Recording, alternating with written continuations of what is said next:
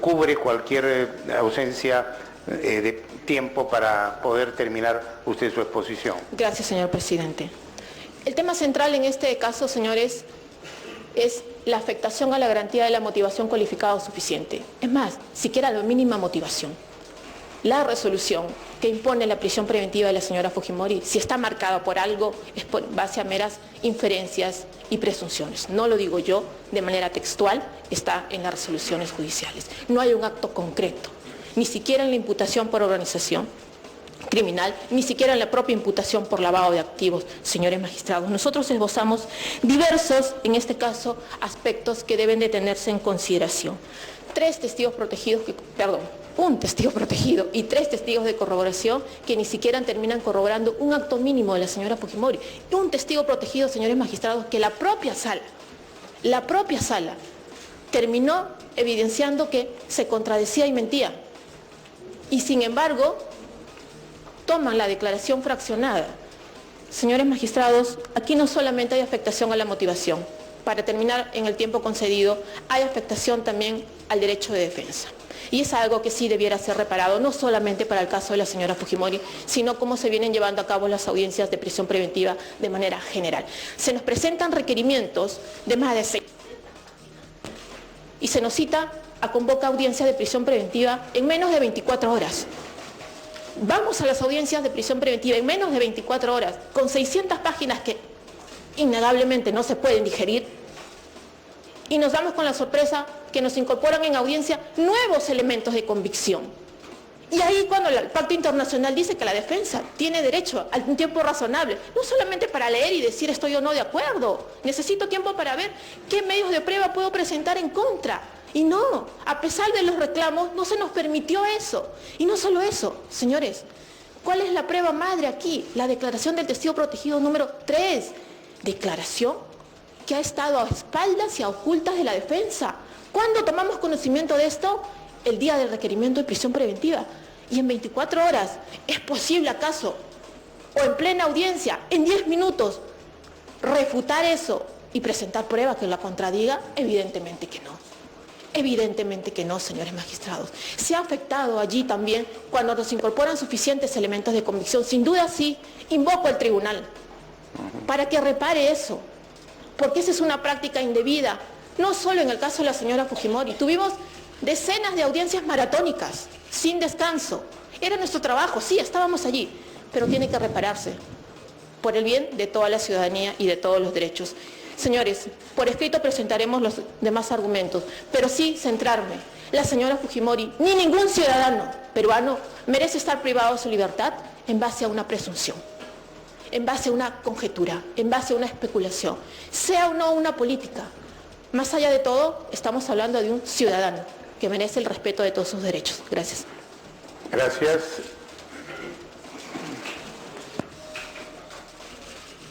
Puede informar el siguiente abogado defensor el mismo pedido de mucha concreción. La abogada ha tomado un tiempo considerable. Le pido máxima concreción, por favor. Muchas gracias, señor presidente. Señor presidente, señores magistrados del Tribunal Constitucional, esta es una causa que jurídicamente es simple y política y socialmente es muy compleja. Y por eso mi colega Loza ha solicitado que colabore con ella en esta defensa para poder explicar algunos aspectos desde el punto de vista constitucional. ¿Para qué sirve un habeas corpus? Un habeas corpus es un instrumento heroico creado por el derecho constitucional, fundamentalmente para proteger la libertad de las personas. ¿Frente a qué? Frente a los actos arbitrarios y abusivos de una detención, frente al poder. Y esto ha servido en el tiempo y en la historia para proteger a muchos ciudadanos. Sin embargo, en la hora actual, este recurso heroico ha tenido un corrimiento, ha hecho un decurso, y ya no estamos frente a detenciones dictadas por el poder, por un ministro del Interior o efectuadas por la policía secreta. Hoy día las detenciones que protege el habeas corpus, como lo puede la historia reciente del Tribunal Constitucional, son aquellas detenciones consideradas arbitrarias ¿Y cuál es una detención arbitraria? Aquella que no se sujeta a los parámetros que dice la Constitución. La Constitución dice que ninguna persona podrá ser detenida salvo por mandato escrito, motivado por juez competente, debidamente sustentado en la ley. En ese punto está la garantía del debido proceso, cuando se dice que la libertad es un bien supremo, es el fin supremo de la sociedad y del Estado, proteger la libertad de sus ciudadanos, y solo puede ser restringida por mandato motivado de juez competente en un proceso legal. Por lo tanto, hoy el habeas corpus, como ustedes lo pueden ver todos los días, ya no sirve para enfrentarse al Poder Ejecutivo o frente a la arbitrariedad de una pura detención, como era en el pasado, hasta hace 30 años, cuando las personas eran detenidas en la noche, subidas a un carro celular y expatriadas. Hoy día el habeas corpus sirve para testear constitucionalmente procesos judiciales en donde no se ha cumplido con el requerimiento legal. Y toda la doctrina, toda la jurisprudencia, la propia jurisprudencia del Tribunal Constitucional, que no es de ahora, dice que es una medida cautelar excepcional y por lo tanto tiene que ser aplicada excepcionalmente. Si es excepcional, no puede ser una cosa generalizada. Al ser excepcional tiene requisitos sine qua non, sin los cuales no cumplimos el parámetro de su constitucionalidad y por lo tanto convertimos en una detención judicial en una detención arbitraria sujeta a un habeas corpus. ¿Por qué entonces, señor presidente, señores magistrados, en lo que la doctrina nacional llama jurisdicción negativa de la libertad, interviene el Tribunal Constitucional en la revisión de las acciones de garantía? El tribunal lo sabe. En la historia reciente, cuando se hace la Carta del 79, el constituyente constata que el Poder Judicial no ha sido proclive a la defensa de los ciudadanos y no ha sido proclive a la defensa de las libertades fundamentales.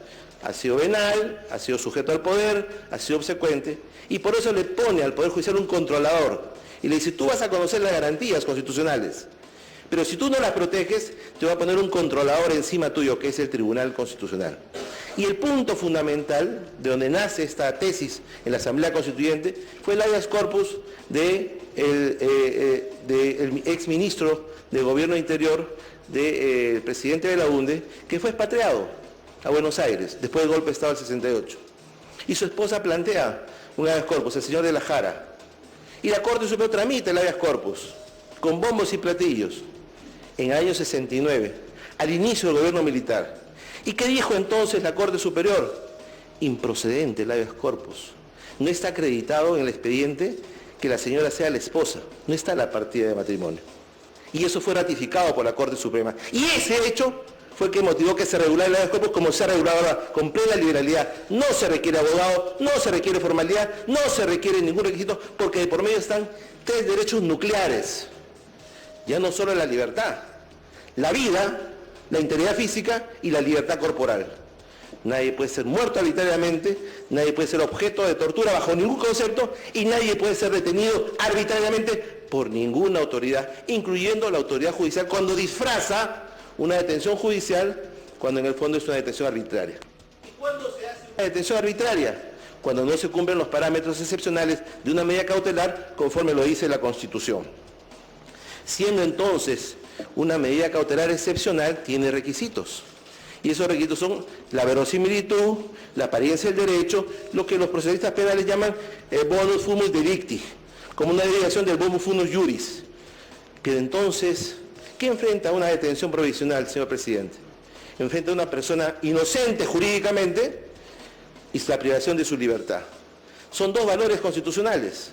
La sociedad tiene que protegerse y en aras de la seguridad del proceso y de reprimir las conductas delictivas, se permite la excepcionalidad de... Keiko Sofía Fujimori Iguche, para establecer si se cumple con el presupuesto de la apariencia de un buen derecho sobre el delito imputado, considera que existe grave sospecha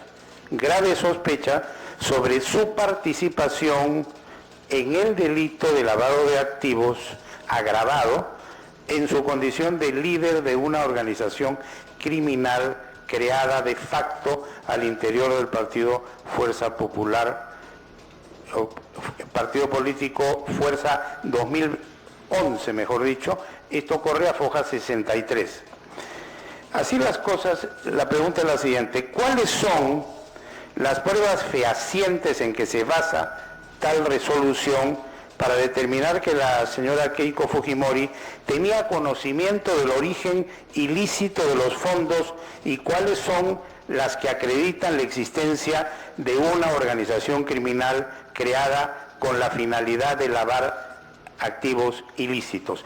Vale decir, se imputa una situación bajo la premisa de sospecha grave. Y obviamente esa sospecha grave debe ser acreditada por el Ministerio Público y debe ser verificada por el juez. La pregunta es, ¿cuáles son las pruebas fehacientes que acreditan esa situación? Es decir, que la señora Keiko tenía conocimiento del origen ilícito de los fondos y cuáles son las pruebas que acreditan la existencia de una organización criminal creada con la finalidad de lavar activos. Esa es la pregunta. Señor presidente, las investigaciones que ha venido desarrollando la Fiscalía obviamente han ido avanzando y han ido evolucionando en torno a la valoración de esta sospecha grave, la cual, como bien dije, lleva a un nivel de certeza alta, en la medida de que dentro de la estructura piramidal que tiene toda organización política, es imposible que quien ejerce el liderazgo de una institución no conozca cómo se viene manejando la organización hacia en torno lineal o jerárquico hacia abajo. Por otra parte también... Señor abogado, me va a disculpar. Ya, pero estamos hablando de pruebas, okay, no de deducciones, no de supuestos, sino de pruebas fehacientes. La pregunta, vuelvo a repetirla, ¿cuál es la prueba fehaciente de que la señora conocía el origen de los fondos y que estamos ante, o estaríamos ante la existencia de una organización criminal a raíz de la formación de un partido político? Concretamente, ¿cuáles son esas pruebas?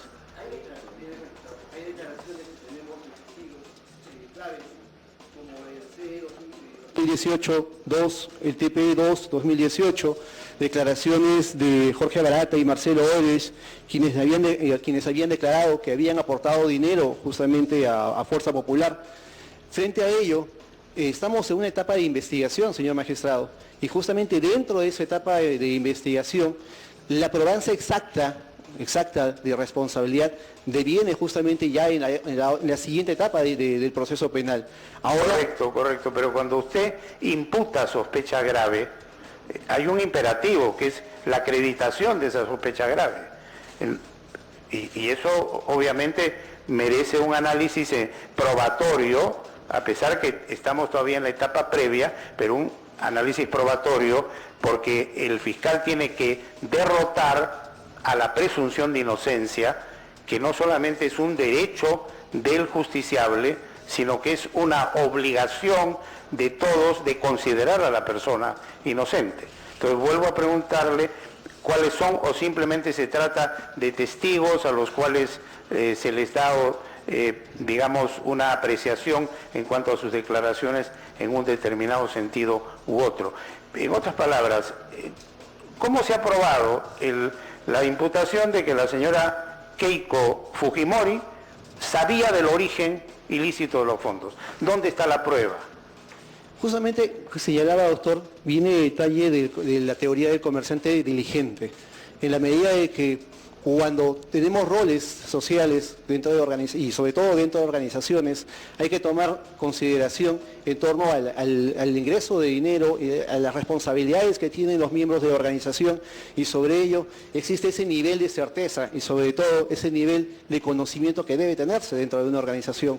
No podemos establecer... Pero la pregunta concreta es, ¿qué elemento permite acreditar que la señora, ella específicamente, porque el hecho de conformar una organización política no necesariamente significa que esa persona está al tanto de todos y cada uno de los detalles de las situaciones que se producen al interior de la organización? Entonces, ¿qué elemento hay que acredita que ella, que es la que está afectada en sus derechos, conocía el origen y sabía que estaba manejando una organización criminal? Ahí entra, doctor, el tema de la presunción. Y eso es importante, ¿por qué? Porque justamente en torno a todos los elementos que rodean la investigación fiscal, conlleva a entender de que hay responsabilidad. Ahora, como bien dije hace un momento, doctor, establecer una prueba cierta, fidedigna, evidente, que determine ello, es parte justamente de continuar con la investigación y pasar ya a otra etapa O procesal. sea, estaríamos ante pruebas inciertas. Que establecen justamente presunciones altas. Y ante presunciones, correcto.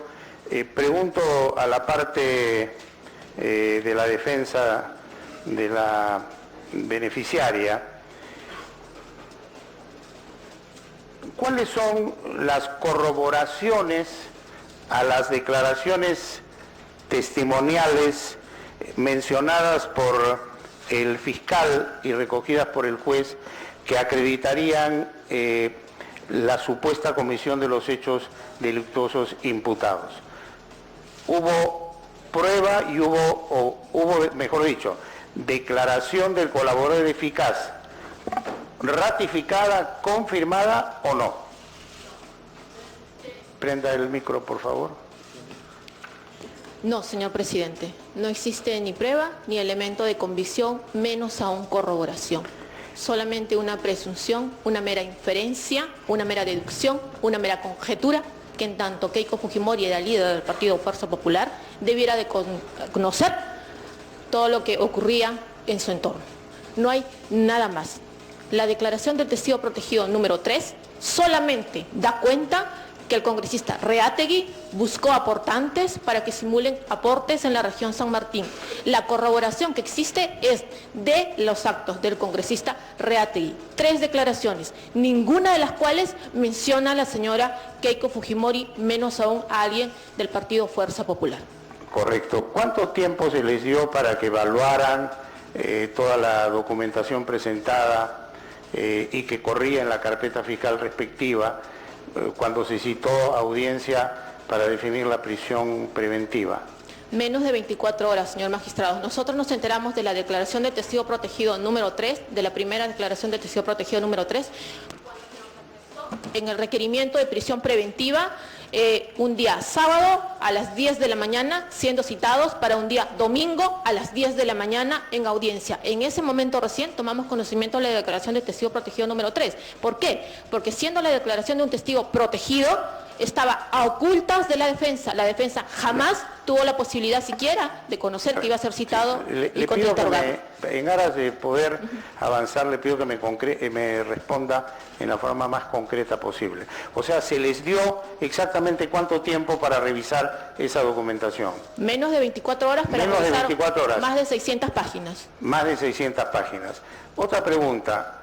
Cuando el juez de la primera instancia dicta la resolución sobre prisión preventiva, ustedes interpusieron el recurso impugnatorio respectivo. Así es. ¿Cuál fue ese recurso? Apelación. ¿En qué plazo se interpuso? Lo interpusimos dentro del plazo de ley, en la misma audiencia lo interpusimos y fundamentamos dentro ¿Cuál del es el término plazo conjunto. para elevar el expediente por el juez que dicta la prisión preventiva a la Corte Superior cuando hay recurso impugnatorio? 24 horas según el Código Procesal Penal, señor. ¿Y cuánto demoró? 23 días, señor, a reclamo y a exigencia de esta defensa. Demoró 23 días. ¿Y por qué demoró tanto? La justificación inicial, después de nuestros reclamos, incluso ante queja, ante control interno del Poder Judicial, fue que se tenían que degravar, transcribir las resoluciones. Esta defensa, para apelar, tuvo que degravarlo en un día, porque si no, no podíamos fundamentar la apelación. Y no entendíamos cómo el juzgado, teniendo todo un equipo de asistentes, no lo pudo hacer en un mes. Y cuando el expediente llega a la Corte Superior, tengo entendido que ahí hay una situación en que faltaban algunas piezas procesales que no se habían remitido con la apelación respectiva. Así es, señor, lo cual motivó que regrese nuevamente el expediente a primera instancia y se genere nuevamente una dilación, y ahí sobrepasamos el mes en ser elevado. ¿Cuánto tiempo pasó entre el momento en que ustedes apelan y que el juez concede la apelación, que me imagino que fue un concesorio inmediato? Fue un concesorio inmediato. Correcto. Y que debía elevar en 24 horas. Sin embargo, ¿cuánto tiempo tomó exactamente completar la elevación de todos los documentos a efectos de que el superior jerárquico... Más de un mes, señor. Más de un mes. ¿Y cómo fue el trámite en segunda instancia? ¿Fue respetuoso de los plazos procesales? Sí, bueno, se corrieron traslado de las apelaciones, nos convocaron a audiencia y tuvimos audiencias por separado, en 3 grupos.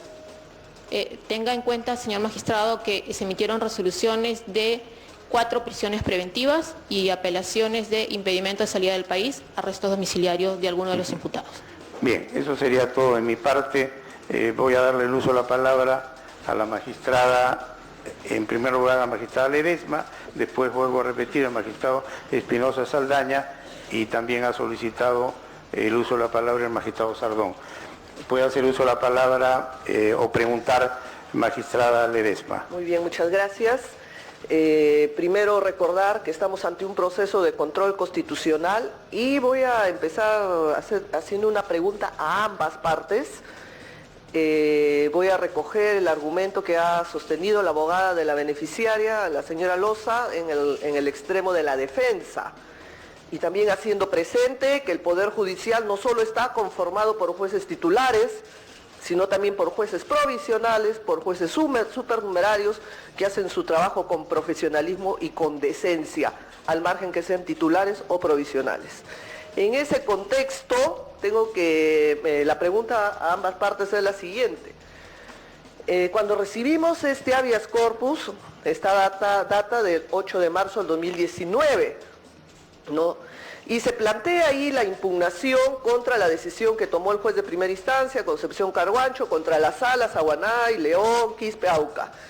Acá, por el momento en que se planteó, no existía la casación recién ha sido de conocimiento, ha terminado de votarse hace unos días, pero hay un detalle que me llama la atención. La juez que resuelve la discordia, que no está citada acá porque precisamente por la temporalidad no ha sido motivo de ser sometida a este control, argumenta que frente a la dirimencia que ella tenía que hacer, no tenía otra opción que dilucidar si es 18 o 36 meses. Dice, no me puedo pronunciar, no tengo otra opción.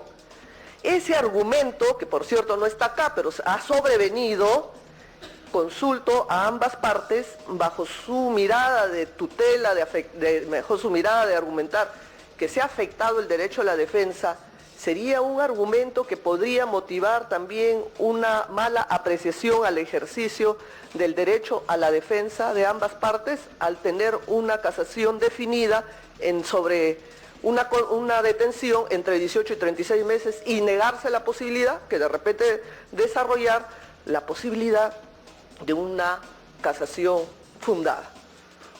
A ver, no sé, empezaremos por la parte no, a la abogada le he pedido su intervención y luego al abogado de la otra.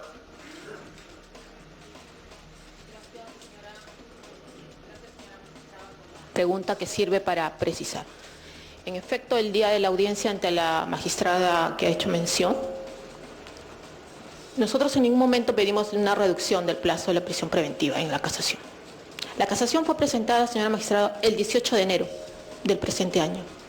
Por factores externos al trámite correspondiente a la casación, filtración de audios, filtración de fotos de magistrados que no tenían incidencia alguna, señora magistrada, en el proceso, el mismo día de las audiencias convocadas, minutos antes se suspendían las audiencias, se generaban recusaciones, se generaban inhibiciones, se generaban cuestionamientos mediáticos a los magistrados. Dilató. Al punto. Yo le voy a pedir que sea concreto porque Sí. concreta porque los señores magistrados también quieren preguntar. Quiero que me diga si la vocal dirimente, cuando opta entre 18 y 36 meses y no asume otra posición en el análisis casatorio, esa lógica afecta el derecho a la defensa o no. Es concreta la pregunta. Se lo hicimos saber al minuto cuando nos expuso en esa audiencia que se estaba recortando la intervención. ¿Por qué, señora magistrada? En la casación se postulaba la revocatoria de la prisión preventiva, no la reducción del plazo a 18 meses. Ingresar a un debate frente a una magistrada sustentándole era incoherente, entenderá ustedes, señores magistrados, que la defensa pudiera defender estar de acuerdo con una prisión preventiva de 18 meses. La otra parte. Señora magistrada, El derecho de defensa conlleva algunos principios, como es el acceso a la justicia, la tutela procesal efectiva y la respuesta de la Administración de Justicia. Yo entiendo que frente a las posiciones enmarcadas, tanto de 18 o de 36 meses, el plantear una tercera vía conllevaba a generar una discordia y alargar el plazo de resolución. Y es allí donde entra a tallar dos principios importantes en la Administración de Justicia, la celeridad procesal y la economía procesal. Y justamente en base a la economía procesal, mediante menos actuados, se busca la tutela de la libertad, lo cual obviamente es parte justamente de este proceso. Y lo que estaba buscando justamente la magistrada Irimenta era resolver en la brevedad del plazo, como indico. Yendo por una tercera vía, se hubiera generado indefensión. Sí, va directamente para la abogada de la parte demandante, la señora Loza. Como se ha señalado acá, uno de los argumentos de cuestionamiento es la firmeza sobrevenida. Argumento que apareció, por lo menos con mayor luz en escena, en el caso Humala, a lo que hemos citado. Entonces, y de lo que recuerdo en la jurisprudencia o lo que hemos resuelto en este tribunal, aparte del caso Humala, por lo menos este pleno no lo ha citado en otros casos. Mi pregunta va a lo siguiente, ¿no? ¿Qué razones podríamos nosotros eximir como tribunal, ¿no?, para que en el caso de su patrocinada sí apliquemos el tema de la firmeza sobrevenida y a miles de ciudadanos que han venido acá, este pleno le ha dicho no, tienes que terminar con la firmeza? ¿Cuál es la peculiaridad, lo singular que nos permita justificar por qué en este caso sí le voy a aplicar la firmeza sobrevenida y por qué al resto de casos le seguimos y le hemos dicho y le seguimos diciendo acá en pleno, ¿no?, que tiene que agotar la firmeza? Señora magistrada, por algo muy simple y concreto. No pedimos un trato excepcional, no pedimos un trato privilegiado, no pedimos un trato distinto a cualquier ciudadano. De hecho, el trato que se pide es que la regla sea para todos pro libertad. Se mantiene el agravio.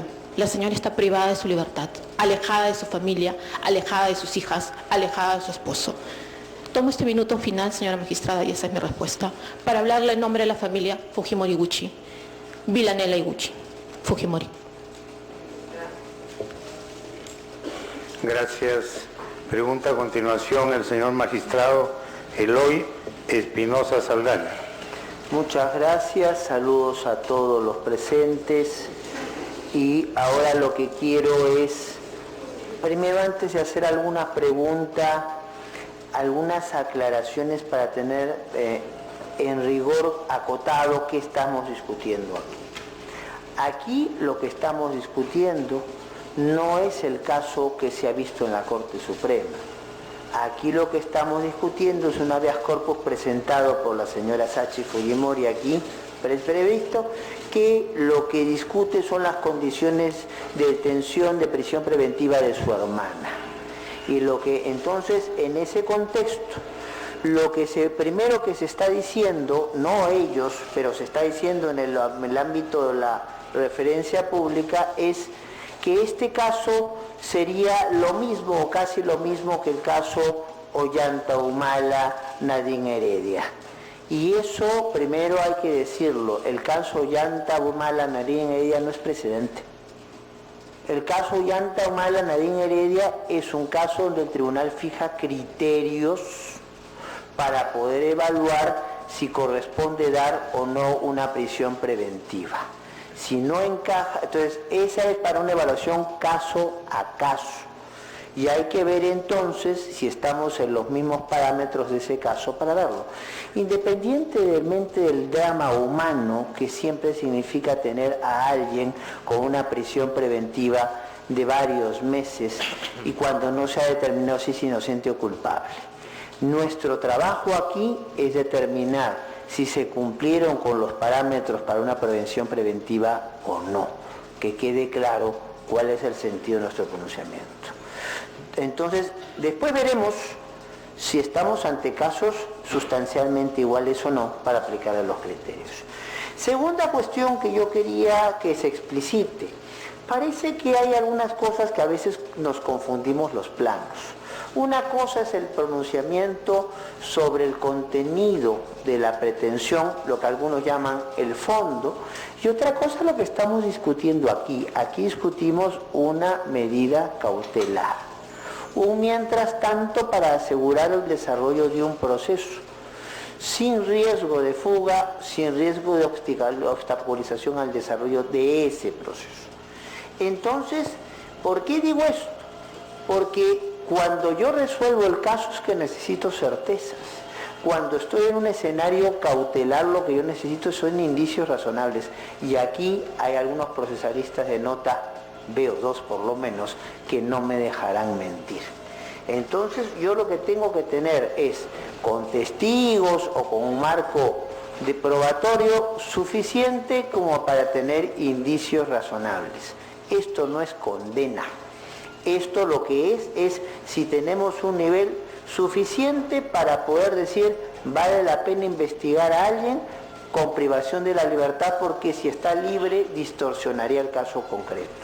Pedir entonces aquí pruebas fehacientes es pedir ya que adelantemos el resultado del caso, y en ese estadio aquí no estamos. Entonces eso tiene que quedar claro para ver en qué escenario nos estamos manejando.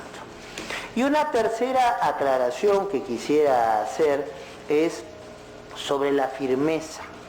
El tribunal, cuando plantea en el caso Humala Heredia la idea de la firmeza sobrevenida, está precisamente en los supuestos que permite la Corte Interamericana.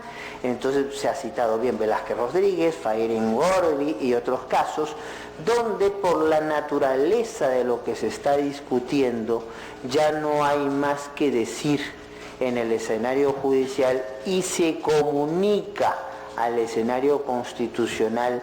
Entonces que probablemente, si dejamos que corra el proceso judicial, el daño causado al derecho podría ser irreparable.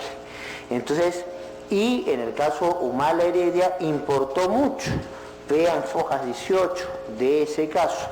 Escritos presentados precisamente por Humala y por Heredia, señalando que ante la falta de una resolución firme en el Poder Judicial por lo suyo, se veían obligados a iniciar un habeas corpus, porque la privación de su libertad personal, meses sin tener siquiera una acusación fiscal, no podía seguir sine die. Eso para tener claro de qué estamos hablando y en qué situación nos estamos planteando. Entonces, aquí ya comienza la sección preguntas. Señora Loza, quisiera comenzar con usted, si me permite. ¿En algún momento se comunicó, cuando se presentó el habeas corpus de la señora Sachi Fujimori, que estábamos teniendo dos procesos al mismo tiempo?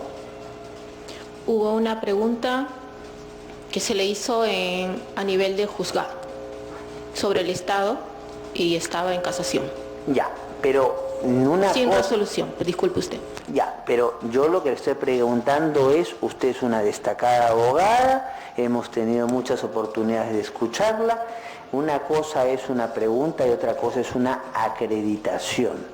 Ustedes acreditaron en el proceso Keiko Fujimori que había un proceso penal en trámite en la vía ordinaria, ¿sí o no? Sí, claro. ¿En el proceso penal?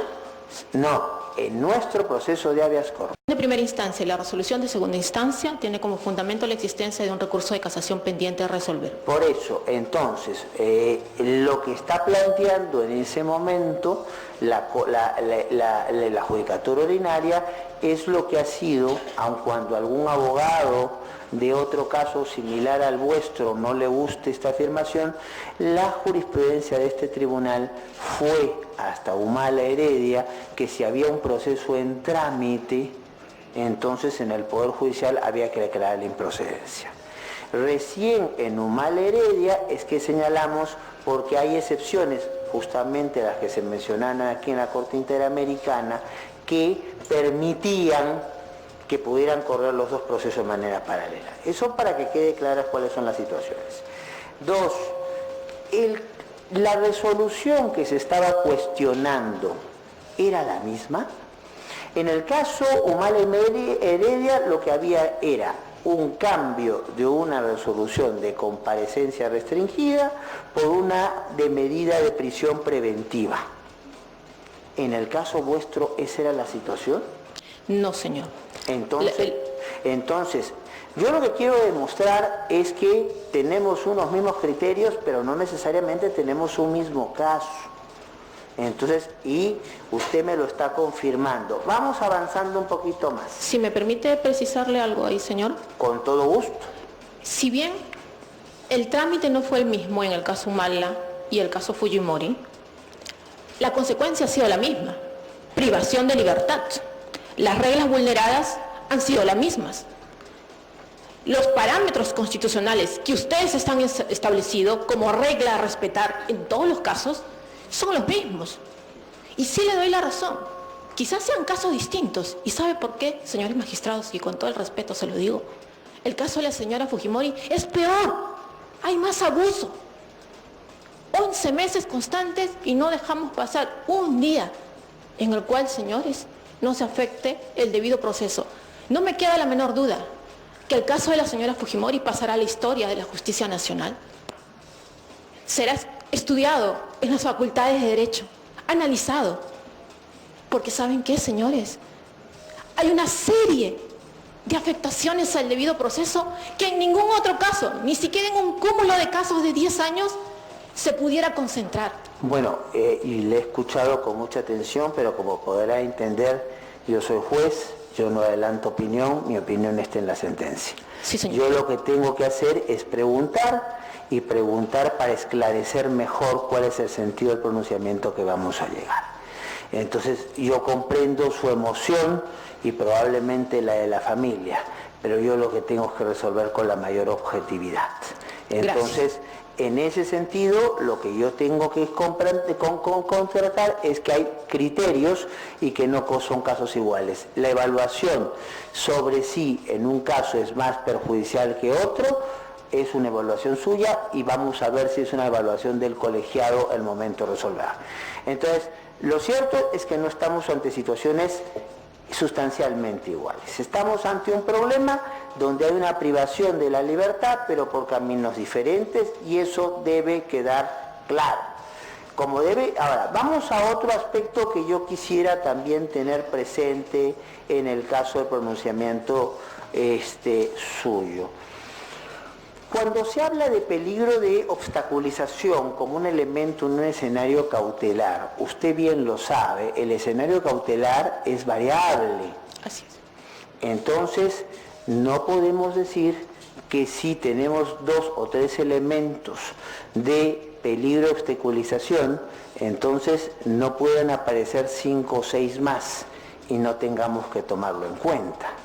Recuerde que no estamos entre el pronunciamiento sobre el contenido de la pretensión alegada. Estamos en un escenario cautelar, de poder armar elementos de juicio para ver si pasamos o no a imputar una condena a alguien o no. Entonces, en este contexto, ¿es posible que yo comience un proceso alegando ciertos escenarios de peligro de obstaculización y que en el camino puedan aparecer mayores elementos? Sin duda, pero tienen que basarse en actos concretos, Bueno, corroborados. yo no estoy diciendo eso ni en contra ni a favor. Yo lo que le estoy es haciendo una pregunta concreta y agradezco la respuesta concreta. Entonces, ustedes frente a la situación en particular, entonces están diciendo que no hubo una motivación cualificada o suficiente. Lindo tema siempre el tema de la motivación. Entonces el tribunal ya hace mucho tiempo ha establecido criterios de motivación de resoluciones. Y cuando ustedes hablan de categorías, hay que entender esas categorías con rigor. Entonces, motivación cualificada es una categoría establecida hace muchos años por este tribunal, incluso desde antes del famoso caso Yamoja.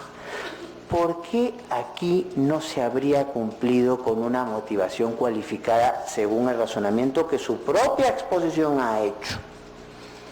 Porque no hay un sustento mínimo, señor magistrado. Y tomo ahí las palabras del señor procurador del Poder Judicial. Estamos ante presunciones. A la señora Fujimori se le presume culpable. Y en tanto te presumo culpable, te detengo. Y en tanto te detengo, te investigo. ¿Y en un escenario cautelar se puede tener mucho más allá que eso? No, porque siempre está de por medio y como base concreta de todo Estado de Derecho la presunción de inocencia y el derecho a la libertad. De acuerdo, pero los derechos se ejercen en un... Tengo que jugar un poco abogado del diablo, como pueda comprender usted. Lo veo. Entonces, es mi papel. Sin duda. Entonces, aquí usted viene a defender una posición, lo mismo voy a hacer con su colega, y lo que importa es el esclarecimiento de la verdad. Para eso somos jueces constitucionales. Nosotros no somos operadores políticos ni económicos de nadie. Nosotros venimos a resolver en justicia y en verdad de acuerdo con la Constitución. Podemos equivocarnos, pero tratamos de hacer nuestro trabajo lo mejor posible. Entonces, en ese tenor, en un escenario cautelar, que es el escenario en que nos encontramos, ¿cuál sería para usted un estándar de motivación cualificada y suficiente? El estándar... Porque está diciendo que nos ha dicho su colega, que después aclararemos, porque no le va a estar libre de preguntas, es insuficiente y no es cualificado. Entonces, ¿qué sería cualificado y suficiente? Ojo, no estamos acá resolviendo el caso, acá estamos resolviendo una medida cautelar de prisión preventiva. Entonces, ¿qué sería una motivación cualificada y suficiente en su entender? Como usted bien lo ha dicho, el estándar de motivación cualificada no es de reciente data, es antigua. De hecho, está plasmada en el artículo 270 del Código Procesal Penal, cuando se exige para el auto de prisión preventiva una motivación suficiente y reforzada. Y lo acaba de decir también la Corte Suprema en pleno, en el Acuerdo Plenario 1/2019. Una motivación reforzada, y ya ni siquiera habla de sospecha grave, sino de sospecha fuerte, para el peligro procesal incluso. ¿Y cuál sería esta diferencia entre sospecha fuerte y sospecha grave, que usted bien sabe, porque se dedica al derecho penal, ha generado mucha discusión dentro de los penalistas? ¿Hay realmente esa diferencia de gradación? Dos, podemos en sede constitucional somos muy respetuosos de la Corte Suprema, pero también hay que decirlo, nosotros si encontramos vicios de inconstitucionalidad en una sentencia de la Suprema o en un pleno casatorio, podemos señalarlo, es parte de nuestra competencia. Así es. Explíquenos entonces, para usted, ¿dónde estaría ese matiz entre, porque además, también le voy a preguntar eso a usted, ese matiz entre sospecha grave y sospecha fuerte? Mire, señor, cuando se imponen o se emite un auto o una resolución, cualquiera, pueden justificarse y pueden darse razones mínimas que avalen o justifiquen la decisión. En el caso de que se impone una prisión reforzadamente la medida porque precisamente estás afectando un derecho fundamental, quizás el segundo después de la vida, el derecho a la libertad. No basta decir por qué te detengo y alegarlo o indicarlo. No basta identificar elementos de convicción. Hay la obligación de decir por qué los supuestos elementos de convicción que estás indicando sirven para imponerte la prisión, te vinculan precisamente a ti. Ejemplo, señor, para la señora Fujimori se le considera aquí perteneciente a una organización criminal. ¿Y sabe usted cuál es el elemento de convicción? El acta de fundación del Partido Fuerza Popular, el estatuto del Partido Fuerza Popular. ¿Es acaso ese una motivación cualificada, suficiente para vincularla a una organización criminal? Y la tesis es la misma. Te presumo culpable en tanto líder del Partido Fuerza Popular. Cuando uno habla de una motivación reforzada o cualificada para afectar y recortar el derecho tan sensible como es la libertad de una persona, no se requiere que simplemente me digan, te envío a prisión 36 meses porque presumo que puedas afectar la investigación. No, dime de qué manera estás afectando la investigación o de qué manera vas a afectar la investigación. Muy interesante. Yo no puedo hacer juicio de valor ahora como para comprender, pero última pregunta para usted, para pasar a su contraparte. Y la afirmación de su contraparte de decir, oiga, acá hay un partido político donde hay alguien que toma las decisiones y ese que toma las decisiones no podía no conocer que se estaba recibiendo o haciendo cierta cobertura de actividades. ¿Cómo responde a ese argumento de su contraparte? O sea, Keiko Fujimori, presidenta de un partido con una condición muy directa sobre su partido, ¿podría acaso desconocer ciertas situaciones como las que aparecen en los testimonios, no solamente de testimonios como el del señor Rategui, sino testimonios como los de Barata, y etcétera, etcétera? ¿Podía ella desconocer eso? Su contraparte dice, lógicamente me parece imposible. ¿Qué responde usted a eso? Agradezco de sobremanera la pregunta, señor magistrado. Y le agradezco por lo siguiente, quizás usted ha dado en el punto concreto. Cuando el señor procurador dice, porque presumo eso, a mí me hubiera gustado escuchar, ¿por qué presume eso? Y no solamente que me diga que es líder del Partido Fuerza Popular. Es como que si yo, señor magistrado, o como ustedes, en el sillón que ocupan en este momento, debieran estar enterados de qué es lo que hace el señor conserje de este edificio, qué es lo que hace el señor asistente de cada uno de ustedes, qué es lo que hace el señor secretario y el señor relator, qué es lo que hace el señor guardián de la noche o del día de la tarde, qué es lo que hace el camarógrafo, qué es lo que hacen los tecladistas. ¿Es acaso eso un criterio válido para ya asumir una responsabilidad? Segundo punto, señor magistrado, y voy a lo segundo que usted, y le agradezco, mencionó la declaración del señor Barata. ¿Acaso se indica el señor Barata a la señora Keiko Fujimori? En absoluto, por el contrario. El señor Barata ha sido claro y explícito en señalar que a excepción de los otros políticos, la señora Keiko Sofía Fujimori Gucci jamás fue receptiva con la empresa Odebrecht. También ha sido claro en decir que él no tiene cómo probar, no tiene cómo corroborar que supuestamente le habría dado dinero al señor Jaime Yoshiyama, que a él no le consta que hubiera entrado dinero al Partido Fuerza Popular.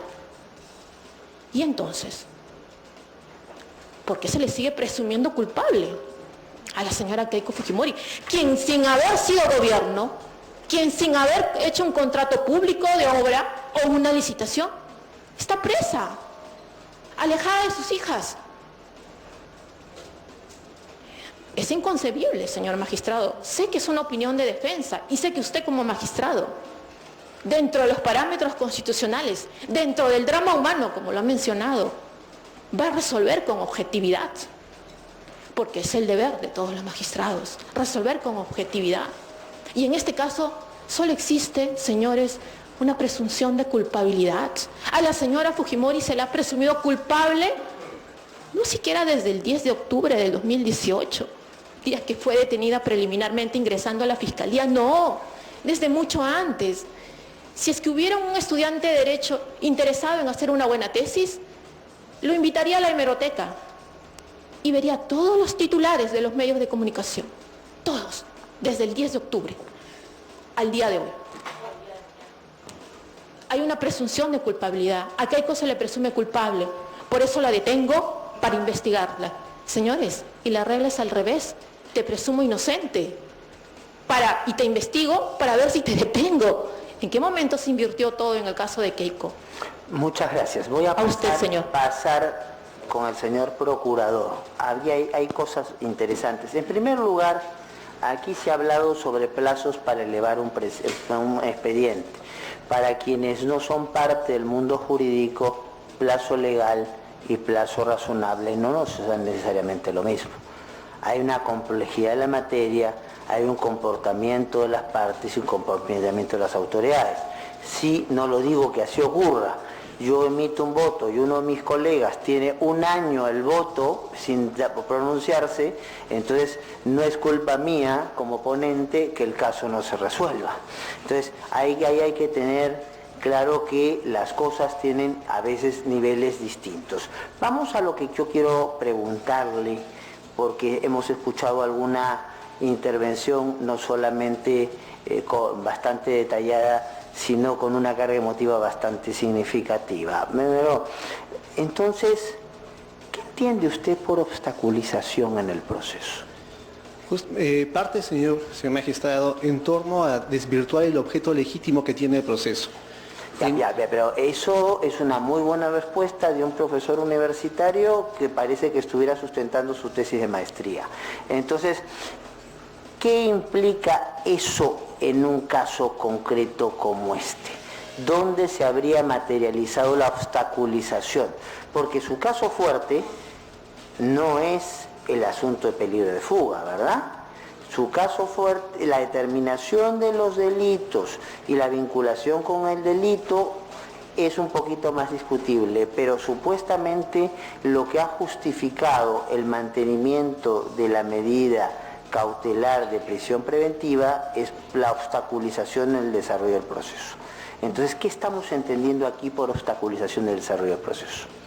Doctor, en ese caso, como bien señalé, es un caso sui generis por las partes, como usted bien señaló, no es un proceso ordinario, como bien señaló mi colega, el doctor Aníbal, es un proceso jurídico-político.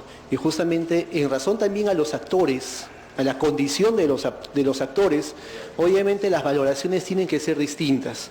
En este caso, y como bien puse en mi ejemplo, esto no es una banda criminal cualquiera, es una organización política, es una estructura distinta. Y justamente a las capacidades que tiene esta organización política, a las potestades que tiene esta organización política, conlleva también una merituación distinta. Y algo que también quiero dejar en claro es si... Pero vamos en detalle, eso está muy bien, pero ¿cuál es esa meritación distinta? Justamente en razón a la responsabilidad que tiene la beneficiaria de este proceso. Y ahí entra a tallar algo que es importante, ¿no? El único irresponsable políticamente, doctor, es el presidente. Un presidente de partido conoce lo que pasa en su sector. ¿Eso es responsabilidad política? O sea, a ver, usemos las categorías con rigor. Responsabilidad política es otra cosa. No, claro. Entonces, lo que estamos aquí hablando es responsabilidad penal. Perdón. Y si yo puedo hablar de que hay una estructura en la cual la cabeza de esa estructura entonces toma ciertas decisiones que la responsabilizan penalmente o toma ciertas decisiones que no permiten llegar a la verdad de las cosas. En ese segundo escenario es que se habla de la existencia de una obstaculización del proceso. ¿Cuáles serían las acciones por las que la señora Keiko Sofía Fujimori Uchi habría obstaculizado la investigación planteada en su contra? Doctor, ahí entra justamente la labor del fiscal, cuando ha desarrollado la investigación, ha usado como medios probatorios justamente esa condición política, de organización política que tiene el Partido Popular. ¿Por qué la jefa del partido llama a la gente, le dice, haz esto, no hagas esto, haz lo otro? Ese es el argumento. En esencia, doctor, justamente por esa condición, como le decía, es distinta. Cuando hacía mi acotación, doctor, y bien llamada la atención en torno a la responsabilidad política del jefe de Estado, era entender de que la única presunción de irresponsabilidad es la de él. Pero en el caso concreto, hay que tomar en cuenta de que acá hay una estructura piramidal. Y como bien señalaba la colega, obviamente la cabeza no va a saber qué hace el jardinero o el conserje. O sea, usted está hablando, ya estamos hablando que está queriendo acoger la teoría del dominio del hecho, hay un jefe y todo el mundo tiene que seguirlo. Si esa es la posición, dígalo de una buena vez. O sea, ¿cuál es la estrategia de su defensa en este caso? Que hay una estructura, en esa estructura hay un jefe o jefa en este caso que da órdenes y que todos se alineen a las órdenes y en ese sentido no puede desconocer la cabeza las órdenes principales que se toman en ciertas decisiones. ¿Ese es su argumento? Ese es el argumento, doctor, de la Fiscalía, con el cual ha venido desarrollando el proceso. Bueno, pero usted como procurador, la Fiscalía no está aquí. Claro. Entonces, usted como procurador asume ese argumento para defender entonces la postura del Poder Judicial en este caso, ¿sí o no? Sí, es en base justamente a... Bueno, ese entonces vamos trabajando sobre eso, pues porque entonces lo que aquí se tiene que ver es que si hay una teoría del dominio del hecho que se puede sostener, que no es una posición nueva en el caso peruano, ya tenemos antecedentes frente a eso. Entonces, ¿qué elementos dentro de lo que han ocurrido en todo este tiempo permiten justificar? Entonces, ya por ejemplo cuando ha habido otras experiencias, incluso vinculadas a la familia aquí presente. Entonces, se ha alegado en sede no constitucional, pero sí en sede ordinaria, una serie de factores que llevarían a pensar que quien está a la cabeza no podría desconocerlo. Recuerde que en este caso concreto, supuestamente de un momento la apertura en la judicatura ordinaria no solamente fue a la señora Fujimori, sino al tesorero y a una serie de miembros en el partido. Díganos algo sobre eso. No, está bien que estemos en una etapa cautelar y usted no tenga precisiones, sino indicios razonables. Pero ¿cuáles son los indicios razonables para ir hacia una teoría de dominio del hecho que pueda justificar, si es justificable, la prisión entonces preventiva que tiene la señora Fujimori? Justamente iba ello, doctor, en la materia de organización. Ya. Obviamente son estructuras organizadas que funcionan dentro de ese nivel de jerarquía y de coordinación. Y como señalaba, doctor, nuevamente, esta investigación parte justamente de una sospecha grave y una certeza grave.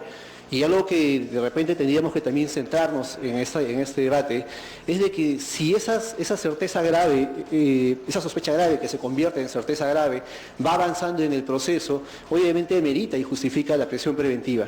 Pero si esa certeza grave se va diluyendo en el proceso, el propio Código Procesal Penal establece un remedio procesal, que es la cesación de la prisión preventiva. Y eso en ningún momento se ha sustentado o se ha hecho referencia a ese recurso, en la medida de que si es que la defensa hubiera tenido motivos o razones en torno a establecer la falta de certeza, la inmotivación de la acusación, obviamente de por sí caía de madurar la prisión preventiva a ese recurso, en la medida de que si es que la defensa hubiera tenido motivos o razones en torno a establecer la falta de certeza, la inmotivación de la acusación, obviamente de por sí caía de madurar la prisión preventiva. ¿Usted considera que en este habeas corpus no se ha planteado eso?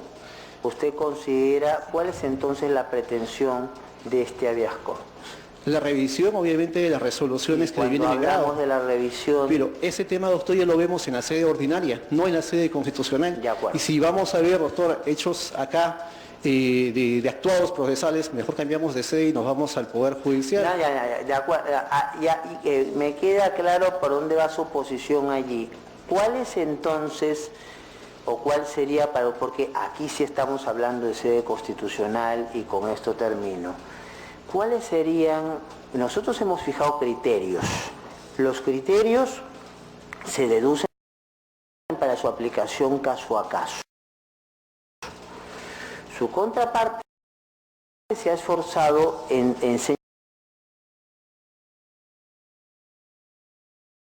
resaltar algunos rasgos del pronunciamiento no precedente que hemos establecido en el caso Humala Heredia. Entonces, ¿hay diferencias entre este caso y el caso Humala Heredia? Sí, doctor. ¿Cuáles son? En el caso de Humala no hubo pronunciamiento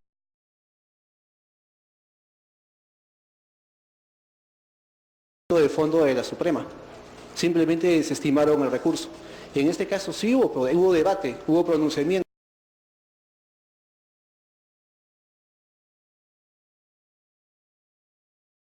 Hubo disparidad. Todos conocemos cómo se dio el pronunciamiento. Y eso conlleva justamente a que el acceso a la tutela procesal efectiva se materializó. El derecho de defensa se materializó. En todo caso.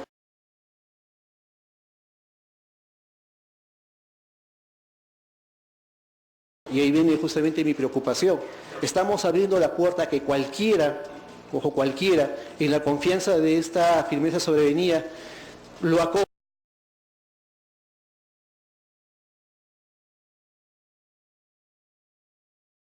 y llegue al Tribunal Constitucional. En todo caso, desestimemos el recurso de apelación y el recurso de casación y vámonos de frente a la grande. Debo entender entonces que usted está diciendo que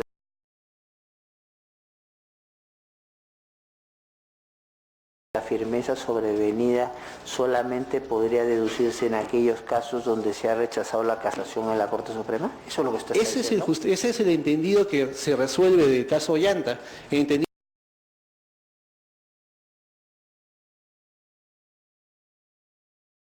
el pro actione y el pro homine, pero podríamos entender de que, ok, te negaron ese acceso en última instancia de la sede ordinaria, ven para el Tribunal Constitucional.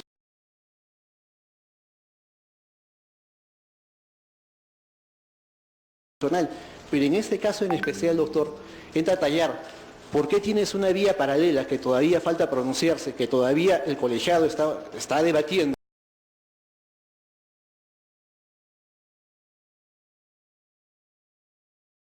¿Por qué nos vamos a un proceso constitucional en forma paralela?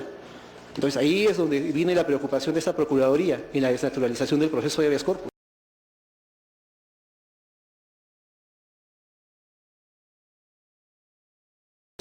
Porque usted lo acaba de citar hace un momento. ¿Cuál va a ser el criterio para determinar quiénes vienen y quiénes no llegan acá? Vamos a establecer simplemente por el contexto político, por la persona que va a venir y quien va a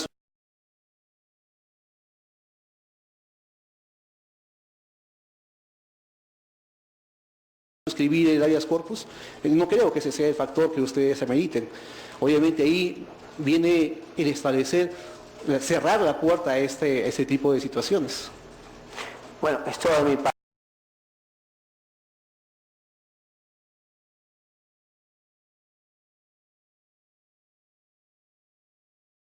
gracias.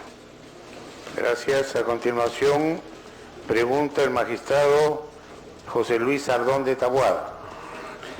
Muchas gracias, señor presidente. Yo tengo dos temas que le quería preguntar al procurador del Poder Judicial. En algún momento usted ha dicho aquí que el jefe del partido, obviamente, ha dicho usted, ese es el adverbio que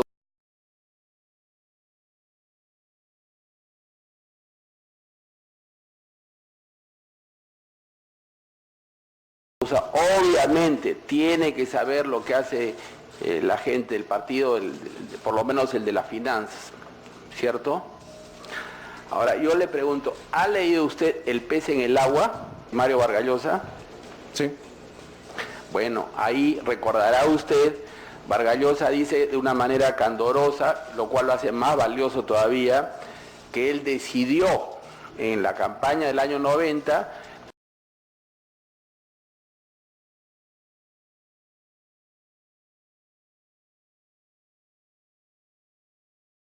no saber nada de las finanzas del partido. Dijo, todo eso lo va a saber Felipe Solveig Beltrán. Yo no quiero saber nada, dijo. ¿Por qué? Porque no quiero que me pidan favores después. Entonces no podrá haber decidido algo así también.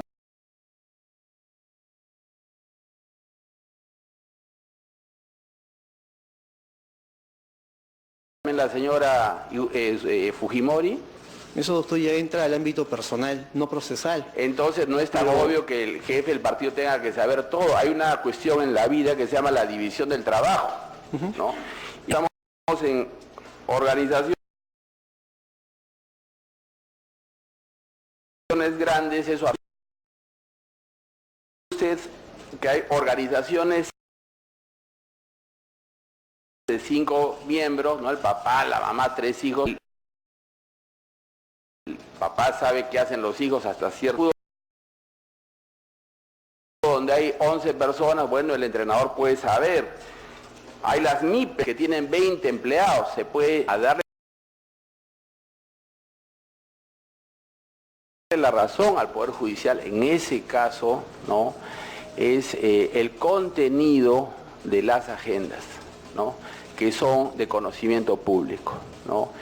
En esas agendas se dice, por ejemplo, lo siguiente, dice, martes visitó Ojitos, jueves vino Ojitos a Congreso, llamó por teléfono a San Martín y fueron a Corte Suprema. Ojitos habló con San Martín, no te preocupes, va a salir positivo.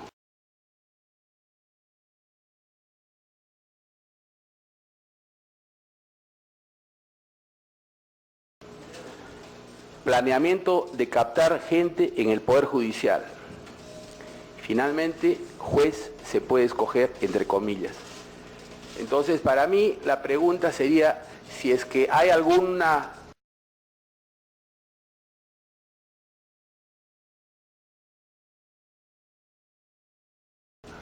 prueba más o indicio más o menos equivalente de si la señora Fujimori ha tenido tratos con Ojitos o equivalente. Esa sería la pregunta. Doctor, ese tema, si hubo tratos con Ojitos o no, no concierne el proceso, no es parte del proceso. Acá estamos viendo estrictamente si hay una organización con ánimo delictivo o si es que hay lavado de activos.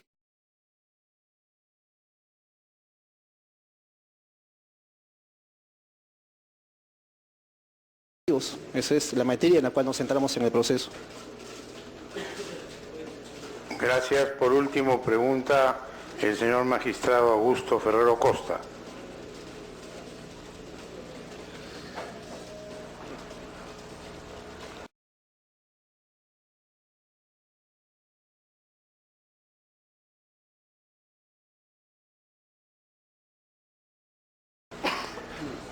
Una pregunta para la abogada de la demandante. Tal como viene este caso del Poder Judicial, la discusión se ha centrado en el peligro de obstaculizar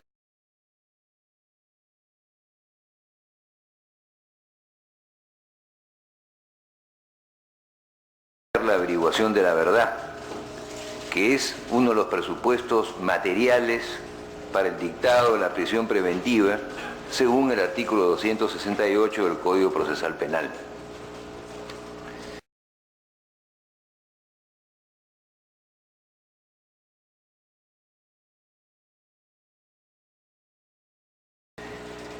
Nos ha llamado la atención leer hoy día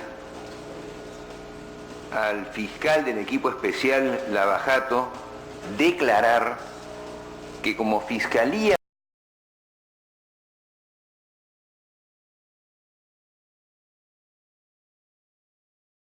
volvemos a asegurar que hay un peligro de obstaculización si Keiko recuperara su libertad. Con lo cual quiere decir que nosotros los abogados y los jueces pensamos siempre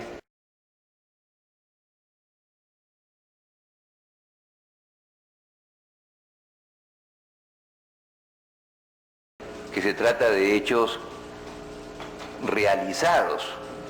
Y acá está diciendo que también hay el peligro de hechos por realizar, por hechos que no son consumidos. Ahora, ello consumado.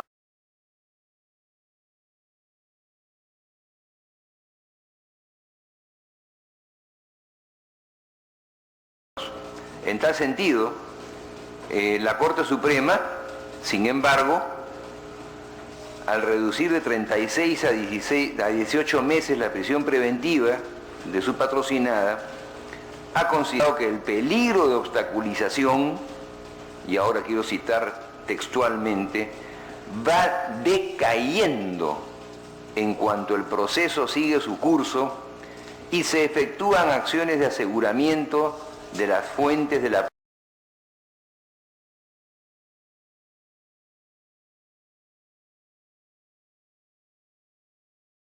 prueba, personal o material, cuya influencia ilegítima por parte del imputado se pretende evitar. A partir de ello, quisiera preguntarle, primero,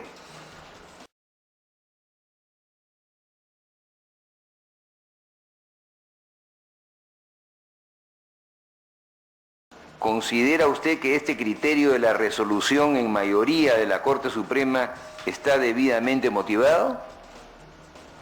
Y segundo, ¿podría concretar qué defectos de motivación encuentra en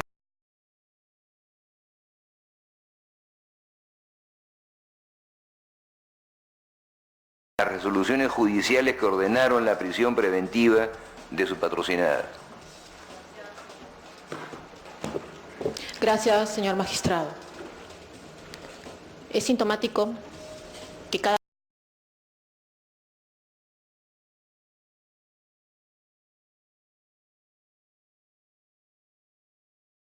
vez que tenemos una audiencia donde tengamos que debatir la libertad de la señora Fujimori, tengamos a los fiscales desfilando por los canales de televisión. Es sintomático también que aparezcan titulares en esa línea. Es sintomático que se filtren documentación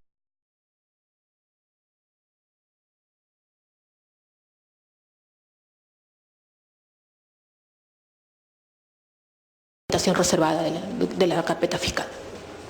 Que se filtren audios que nada tienen que ver con el caso. Todo eso es sintomático. Llevamos 11 meses en este camino duro, doloroso, porque no encontramos justicia y eso es lo único que hay. A mí me hubiera gustado que el señor fiscal no solo diga eso en una audiencia, sino que lo diga de manera concreta, corroborada. Dijo un fiscal, señor, en la audiencia de apelación, que este caso es como una serie de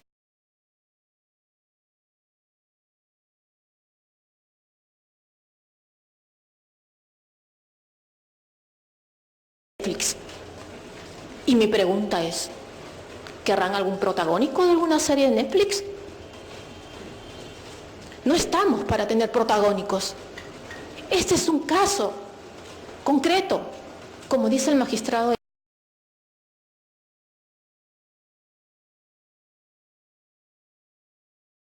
Eloy Saldaña.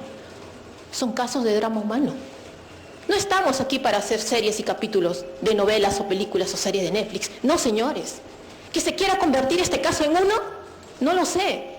Si están postulando algún papel protagónico, no lo sé. A nosotros nos corresponde defender y a ustedes resolver con objetividad, como lo ha mencionado el magistrado Saldaña. Si es que la resolución, señor, afecta, y usted muy bien lo ha citado, dice, el peligro de obstaculización ha decaído. ¿Y en verdad? Sí. Para que lleguen a la conclusión de que ha decaído el potencia de peligro de obstaculización. Incluso textual, la magistrada Castañeda, que terminó haciendo los vouchers, los tiene la Fiscalía. Obvio, los tiene desde noviembre del 2000. La historia del país, la Fiscalía y la incautó. Noviembre del 2017, desde ese momento tiene el tabla contable. Incluso antes, porque ya el único partido político de la historia nacional allanado e incautado. Pero también dicen en la resolución que ya en efecto cumplido las testimoniales. Señores, llevamos 4 preliminar, ya vamos a cumplir 1 de preparatoria. De testigos han desfilado por la Fiscalía. Los órganos de prueba. Pero ya llevó a cabo estas diligencias. Miles de testimonios, diversos testigos protegidos, protección a testigos protegidos, audiencias de bloqueos de cuentas, allanamientos, registros. Imaginémoslo. Y entonces, si a la Fiscalía tiene. ¿Qué es lo que supuestamente le compete al Estado? El deber lo tiene la Fiscalía. No se nos puede trasladar a la defensa. Es el Estado quien tiene que probarle la culpa. Bien, una pregunta adicional. Bien. No, ya hemos terminado. Se han formado. Ya no hay más oportunidad. Por escrito, yo diría, presenten sus que crean convenientes para su defensa. ¿Correcto? Les pediría por favor que encarecidamente sea el día de hoy. Bien, vista la causa, queda el voto. El tribunal va a hacer un receso de 10 minutos. Se levanta la audiencia por 10 minutos. Por Sachi Fujimori.